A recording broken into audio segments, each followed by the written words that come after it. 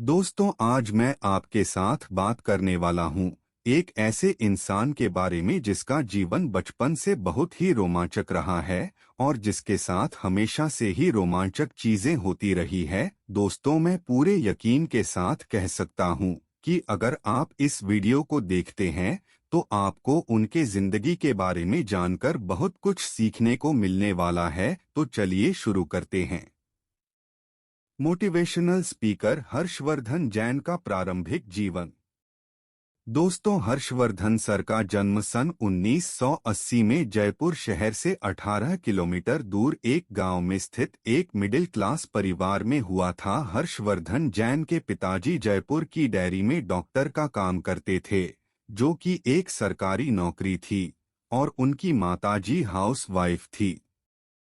दोस्तों, हर्षवर्धन जी ने अपनी क्लास 7वीं तक की पढ़ाई गांव के सरकारी स्कूल से की। 8वीं और 9वीं की पढ़ाई जयपुर के स्कूल में कंप्लीट की है और 10वीं की पढ़ाई बीकानेर में अपने ताऊ जी के यहाँ से पूरी की। 11वीं और 12वीं तक की पढ़ाई खंडेल वाले स्कूल से कंप्लीट किए।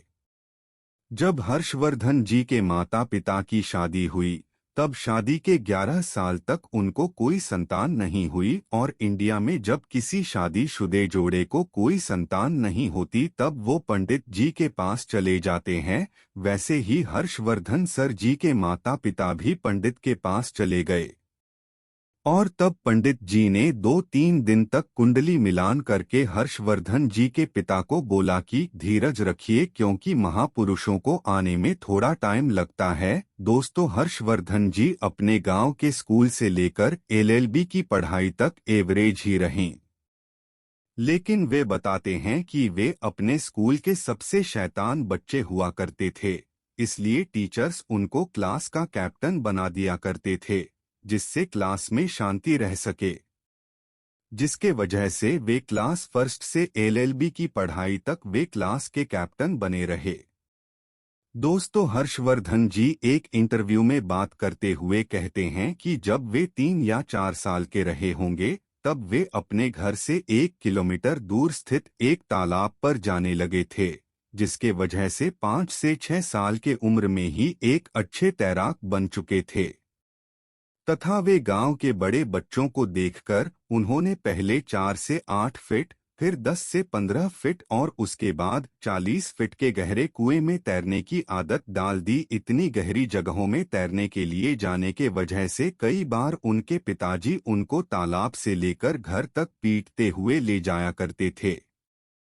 दोस्तों, इस तरह से 10 से 11 के उम्र तक हर्षवर्धन सर तैरने में महारत हासिल कर चुके थे। हर्षवर्धन सर जी कहते हैं कि बचपन के इस दौर में वे एक तैराक बनना चाहते थे, लेकिन प्रोफेशनली आगे न बढ़ने के वजह से वे तैराक नहीं बन सके, और उसके साथ ही यह भी बताते हैं कि 11-12 उम्र तक आते आते तक उनके अंदर क्रिकेट खेलने का भूत सवार चढ़ गया था, और वे पूरे पूरे दिन भूखे ही क्रिकेट खेलते थे, या फिर उनके घर वालों को ग्राउंड तक खाना पहुंचाना पड़ता था, क्योंकि उनके अंदर क्रिकेट का इतना ज्यादा भूत सवार चढ़ा था कि उनको घर वालों के तरफ से पीट जाना मंजूर था, लेकिन क्रिकेट छोड़ना नहीं। अपने बचपन के दिनों में अपने इलाकों के सबसे धुरंधर बैट्समैन हुआ करते थे। डिस्ट्रिक्ट लेवल तक की सारी ट्रॉफी बनवाना और जितना अपने गांव में टूर्नामेंट करना, यह सब हर्षवर्धन सर जी ही किया करते थे। दोस्तों, हर्षवर्धन सर ने टूर्नामेंट में खेलते हुए 19 सेंचुरी मारी थी। एक बार हर्षवर्धन सर ने मजाक में यह भी कहा था कि मेरे नाम दुनिया की सबसे बड़ी फास्टेस्ट 29 वॉल्वे मारने का रिकॉर्ड है। जब लोगों ने उनसे पूछा कि यह कैसे, तब उन्होंने कहा कि 37 साल के उम्र में रिटायरमेंट के बाद 20 से 22 साल उम्र के बच्चों के साथ एक टूर्नामेंट खेला, जहां पर मैंने 29 वॉल्वे सेंचुरी मारी थी। तैराकी और क्रिकेट को छोड़कर उन्हें एक्टिंग और गाना गाने का भी शौक था, और वे बताते हैं कि जब वे गांव के स्कूल में पढ़ा करते थे, तब उनको सांस्कृतिक कार्यक्रम में महत्वपूर्ण कलाकार की भूमिका निभाने के लिए दिया जाता था। जब वे 9 साल के थे, तब गांव के सांस्कृतिक कार्यक्रम में उन्होंने एक ग्वाले का नाटक किया था, जिसमें उन्हें उस जमाने में यानी 1989 में 1100 रुपयों का पुरस्कार दिया गया था। इस तरह से हर्षवर्धन सर का बचपन हंसी खुशी और मस्ती के साथ बीत गया। अपनी स्कूली शिक्षा खत्म करने के बाद बीएससी करने के लिए उन्होंने एक कॉलेज में दाखिला लिया। लेकिन दोस्तों, हर्षवर्धन सर का पढ़ाई लिखाई में ज्यादा मन नहीं लगता था, क्योंकि उनके सिर पर सिर्फ क्रिकेट खेलने का भूत सवार चढ़ा था, जिसका परिणाम यह हुआ कि हर्षवर्धन सर जी बीएससी फर्स्ट ईयर में फेल हुए। जब वे फेल हुए तभी उसी दिन से अपने स्कूटर की चाबी जो उनको कॉलेज जाने के लिए उनके पिताजी ने दी थी, उसे उन्होंने वापस कर दिया और वे बस से ही कॉलेज जाने लगे, जहां पर उनको 3 रुपए पिताजी से मिलते थे। लेकिन वे घर से मैन मार्केट तक जाने का 1 रुपया पैदल चलकर बचा लिया करते थे और उसके 3 दिनों के बाद 3 रुपए बचाने के बाद जयपुर की एक जगह पर 3 रुपयों की कड़ी कचौरी खाया करते थे। दोस्तों, बीएससी फर्स्ट ईयर में फेल होने के बाद उन्होंने दर्शन शास्त्र चुना और आगे की पढ़ाई दर्शन शास्त्र से ही खत्म की। दर्शन शास्त्र में उनका काफी इंटरेस्ट था, उसे पढ़ने में उन्हें काफी मजा आया करता था। लेकिन जब साल 2000 में अपने कॉलेज के सेकंड ईयर में थे, तब उनके एक दोस्त ने उनसे आकर कहा कि चल, अमेरिका की एक कंपनी आई है जो कि जिंदगी बदलने की बात कर रही है।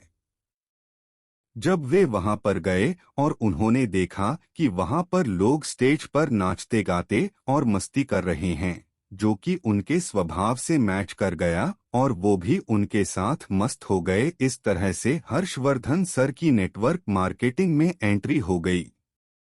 लेकिन नेटवर्क मार्केटिंग का सफर उनके लिए इतना आसान नहीं था। नेटवर्क मार्केटिंग में ज्वाइन होने के 2 महीने तक वे रिश्तेदारों से सिर्फ यह कहते रहे कि आओ जुड़ जाओ, जिंदगी बदल जाएगी, लेकिन उनकी एक भी ज्वाइनिंग नहीं हुई।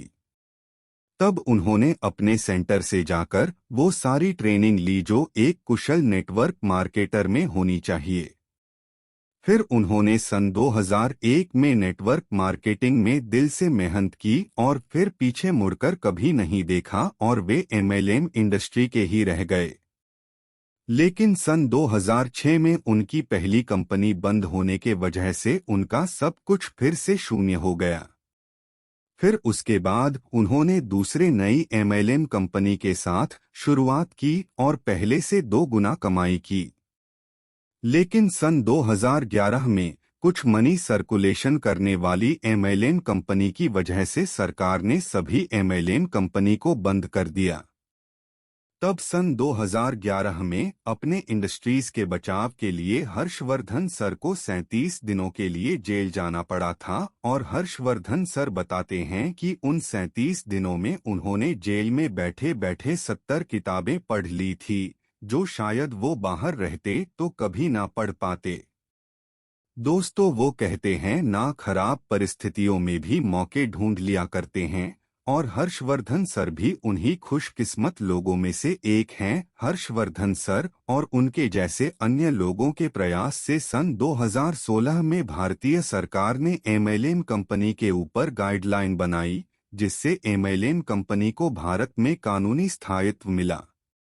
दोस्तों, आज Harshvardhan Jain sir MLM lifestyle company के टॉप अर्नर एवं अचीवर्स है। अब उनके पास मर्सिडीज और बीएमडब्ल्यू जैसी शानदार कारें और बंगले हैं और अब वो अपने मोटिवेशनल सेमिनार में लोगों को अपने जीवन में सही संस्कारों को अपनाकर आगे बढ़ने के लिए प्रेरित करते रहते हैं।